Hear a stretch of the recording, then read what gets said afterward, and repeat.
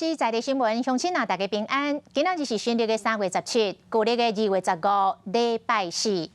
后来这个小连续一礼拜的好天气，阴暗有变化咯。下晡有方面来报道，加上东北季风增强，各地温度拢会下降，尤其是北台湾的高温大降8度，昨夜阁有30度，今仔日剩22度、23度。讲阴暗愈暗，雨会愈大。北部无排除会落局部的大雨。到明仔载的下晡，雨就会较停了。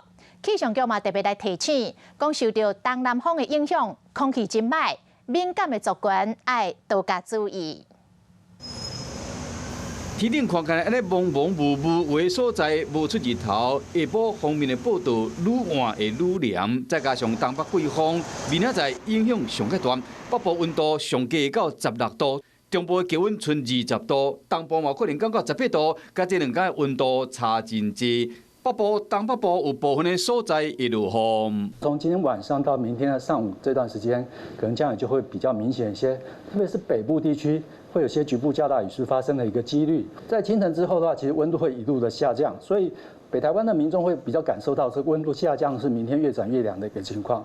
估计到拜六天气就会回温，淹过春天后无面，后礼拜又有风面会来。东北季风的影响大概会落在下周2到下周3这段时间。整个东北季风的强度跟这一波大概差不多，所以低温状况在北台湾大概也是在17度上下。另外，雨伞嘛要穿得好，唔能去淋到垃圾雨，因为东南风的影响，扩散的条件较歹。西北部的空气品质较感啊色，建议敏感的族群尽量莫出门活动。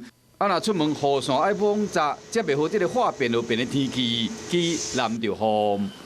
有事没事赶紧转开华视，还没有订阅华视的 YouTube 频道吗？赶紧按赞、订阅、开启小铃铛，我们华视 YouTube 见。